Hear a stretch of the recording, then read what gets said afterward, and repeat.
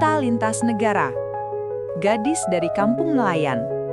Di sebuah desa kecil di pesisir Indonesia, hiduplah Alia, gadis cantik dengan senyum lembut dan mata bening seindah laut di belakang rumahnya. Meski hidup sederhana, Alia selalu bersyukur. Setiap pagi, ia membantu ibunya berjualan ikan di pasar. Lalu sore hari menjahit baju pesanan tetangga untuk menambah penghasilan keluarga.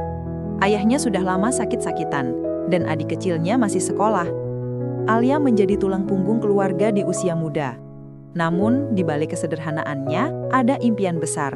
Ia ingin mengubah nasib keluarganya, tanpa kehilangan jati dirinya sebagai gadis desa yang tulus dan rendah hati.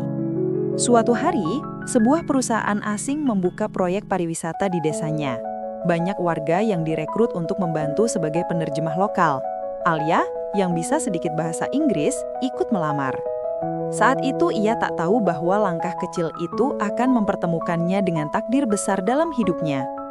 Di antara tim proyek, datanglah Kang Min Jae, pengusaha muda asal Korea Selatan.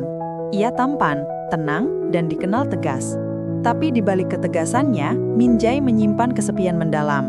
Ia baru saja kehilangan ibunya dan datang ke Indonesia untuk merupakan rasa hampa itu. Pertemuan pertama mereka begitu sederhana.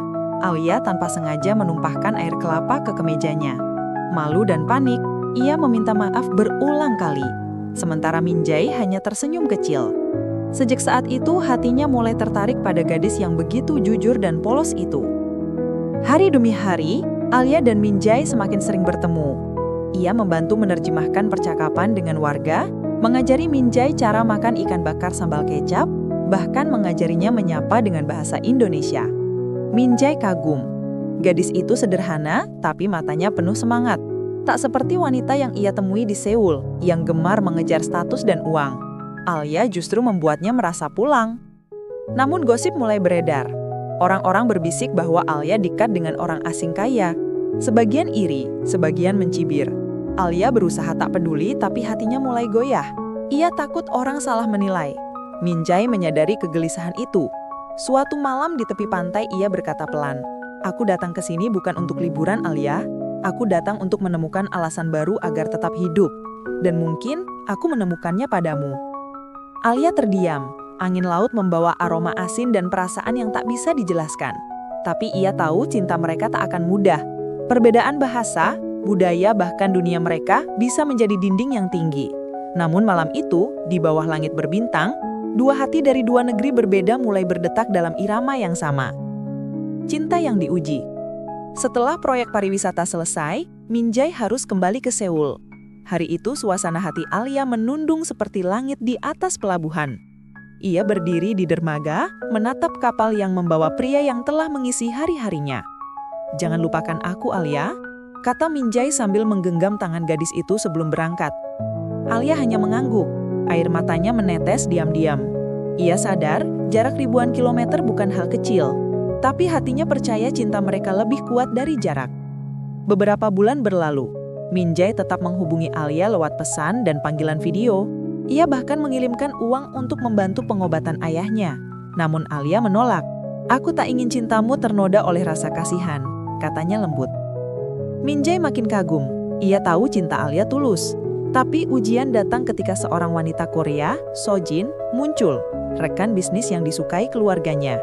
Ayah Min Jae menekan, "Jika kau menikah dengan gadis Indonesia itu, perusahaan keluarga tidak akan menjadi milikmu." Min Jae gelisah, antara cinta dan tanggung jawab. Sementara itu, Alia di kampung tetap menunggu walau hatinya mulai dihantam rasa rindu yang menyakitkan. Ia hanya bisa berdoa di setiap malam, berharap Min Jae tetap setia pada janji di dermaga itu. Kembali ke Indonesia. 6 bulan berlalu tanpa kabar. Alia hampir putus asa. Hingga suatu sore ketika ia sedang menjahit, suara asing memanggil dari luar rumah. "Alia!" Ia menoleh.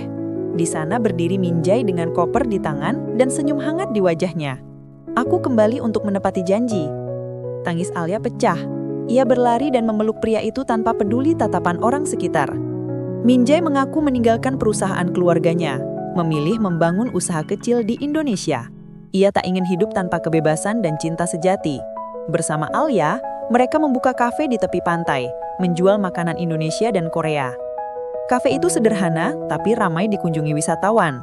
Alia menjadi simbol kerja keras dan kehangatan lokal, sementara Min Jae dikenal sebagai pengusaha muda yang jatuh cinta pada budaya Indonesia. Namun perjuangan baru dimulai. Mereka sering mengalami kerugian, bahan impor terlambat, bahkan pelanggan kadang mengeluh. Tapi mereka tak menyerah. Kita bisa mulai dari kecil, asal bersama, kata Alia sambil menggenggam tangannya. Dan di bawah senja jingga, dua hati yang dulu terpisah benua kini berdiri berdampingan menantang dunia. Pernikahan di pantai. 2 tahun kemudian, kafe mereka berkembang pesat. Usaha itu sukses, dan Alia menjadi inspirasi banyak wanita muda di desanya.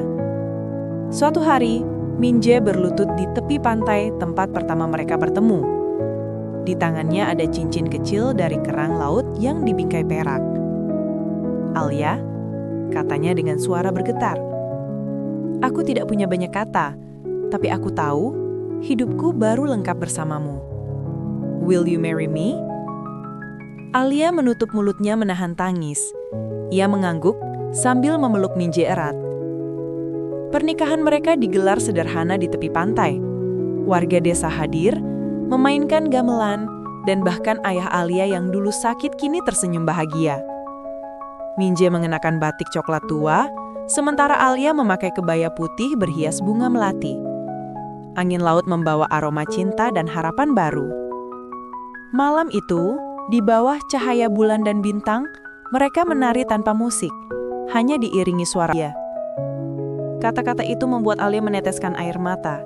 Ia sadar, cinta sejati memang butuh perjuangan, bukan hanya perasaan, tapi kesetiaan dan keberanian untuk menghadapi dunia bersama.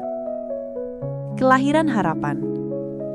Beberapa tahun kemudian, Alia melahirkan seorang bayi laki-laki. Mereka menamainya Hanara, yang berarti langit cerah dalam bahasa Korea. Kehadiran Hanara membawa kebahagiaan luar biasa. Ayah Alia datang dari Indonesia untuk melihat cucunya. Sementara keluarga Min Jae yang dulu menolak keras, akhirnya luluh melihat ketulusan menantu mereka. Alia kini menjadi simbol cinta lintas budaya yang menginspirasi banyak orang. Ia diundang berbicara di berbagai acara tentang keberanian perempuan Indonesia di luar negeri. Namun, di balik semua kebahagiaan, Alia tetap sederhana. Ia masih suka membuat sambal, menjemur pakaian sendiri, dan menulis surat untuk keluarganya di kampung. Min Jae selalu berkata, "Aku mungkin punya segalanya di Korea, tapi rumahku tetap dimanapun kau berada, Alia." Cinta mereka tak lagi sekedar kisah dua insan, tapi jembatan antara dua dunia yang berbeda. Cinta tak mengenal batas. Tahun-tahun berlalu, kafe mereka di Seoul menjadi simbol persahabatan Indonesia-Korea.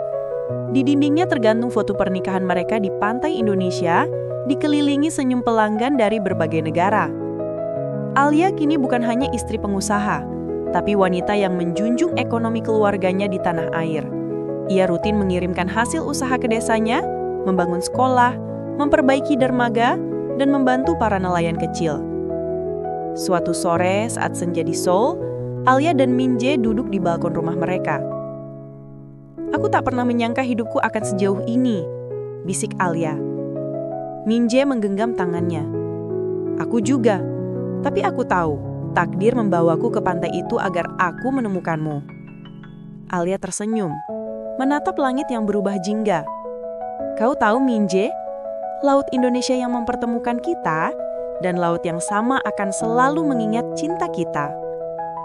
Dan di bawah langit dua negara, cinta mereka terus hidup, melewati jarak, waktu, dan segala perbedaan.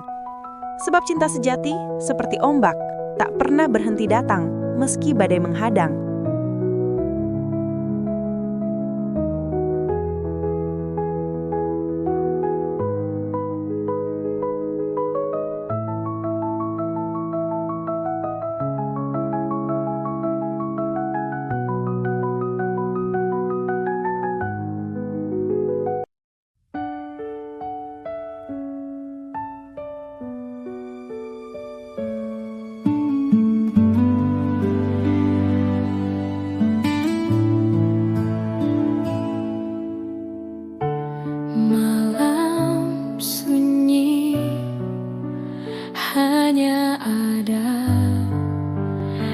kita berdua. Cahaya redup temani rasa yang sederhana. Kau genggam tanganku, hapus